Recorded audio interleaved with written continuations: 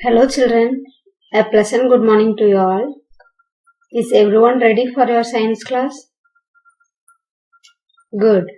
Now we are learning block 13, composition of air. Let's take a look at previous topics. In this block, we learned about air is a mixture, oxygen in air, water vapor and carbon dioxide in air. First, air is a mixture. Air is made up of different gases. The amount of each gas present in the air is different. Air is majorly composed of nitrogen and oxygen. The rest of it is composed of carbon dioxide, water vapor and other gases.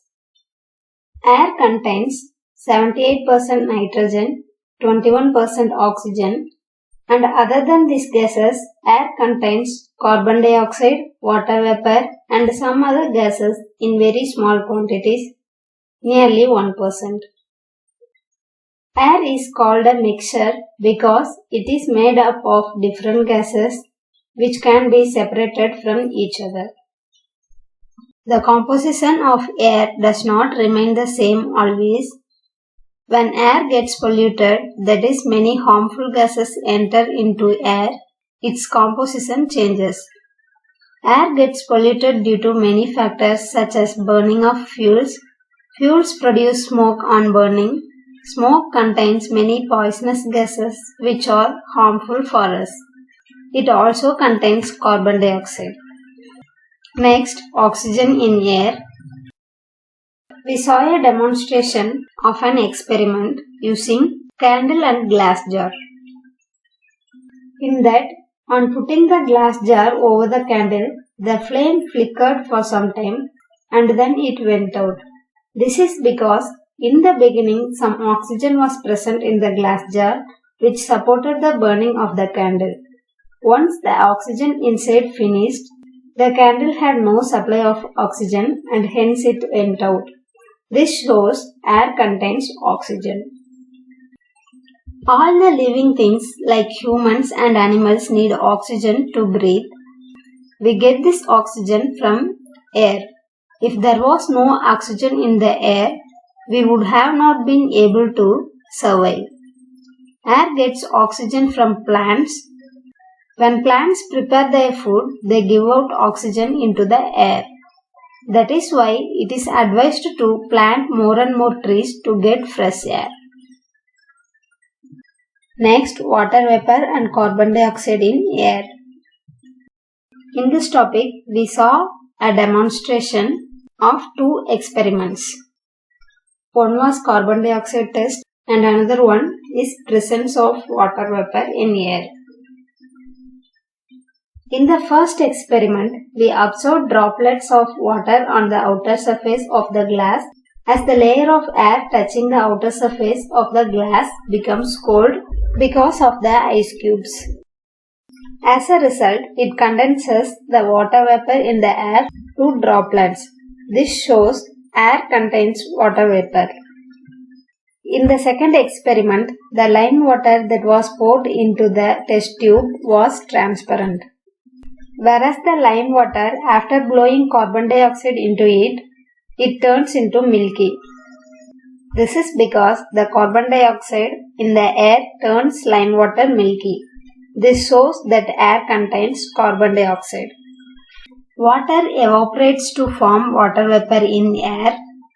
When we breathe out, we give out carbon dioxide which enters into the air. Burning also gives carbon dioxide to the air. These are the points we discussed in the previous class. Have you understood?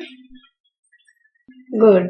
Before starting today's class, make sure that you are having all the needed resources that are content book and workbook of volume 2 and your notebook. Now let's begin today's class. How do we get rain? Which component of air is needed for it to rain? How do the other gases present in the air help us? Come on, let's find the answer in today's class. Today we will find out the different uses of oxygen, carbon dioxide and nitrogen. So the aim is to explain the uses of oxygen, carbon dioxide and nitrogen. Today our aim is explain the uses of oxygen, carbon dioxide and nitrogen. Put the video on pause and write the aim in your notebook. I hope you have completed it. Come on, let's start today's topic, uses of gases in air. Today's topic is uses of gases in air. Open S4 and observe the pictures. Think which gases in the air are used by them and for what purpose. Then read the content book and underline the different uses of oxygen, carbon dioxide and nitrogen. Put the video on pause. In your workbook, open S4 and observe the pictures. Think which gases in the air used by them. After that, read the content book and underline the different uses of oxygen, carbon dioxide and nitrogen. I hope you have completed it. Now tell me, which gas do plants need to prepare their food? Which gas do plants need to prepare their food? We already studied this in previous blocks, right? Yes, carbon dioxide. Plants use carbon dioxide to make their food. Plants also need oxygen for respiration. Which gas do human beings need? Which gas do you breathe? Do you breathe carbon dioxide? No. Yes, it is oxygen. Human beings breathe the oxygen present in the air. Without it, we would die. Now tell me, which gas is filled in chips packets? Everyone likes chips, isn't it? Have you ever think about it? Which gas is filled in chips packet? And why do the chips packets need to fill with gas? Come on, let's see the answer. Nitrogen gas is filled in chips packets to preserve the chips. By this way, the chips remain fresh for many days. Okay? Nitrogen gas is filled in chips packets to preserve the chips. Okay? Can anyone tell me what are the other uses of oxygen? Okay, let me say. Oxygen cylinders are carried by mountaineers, astronauts, underwater divers so that they can breathe easily.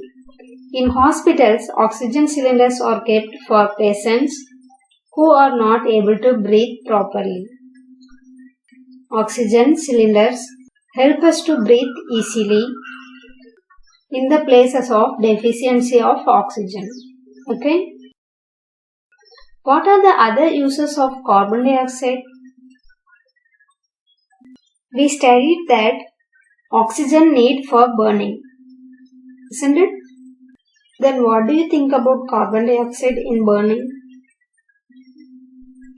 Yes, it is used to extinguish the fire. Carbon dioxide is used to prepare carbonated soft drinks. It is also used to extinguish fires. Okay? Carbon dioxide is used to carbonated soft drinks and is used to extinguish fire. What are the other uses of nitrogen? Okay, let me say, farmers use nitrogen fertilizers for the growth of plants. So, nitrogen is used as a fertilizer for the growth of plants. Okay.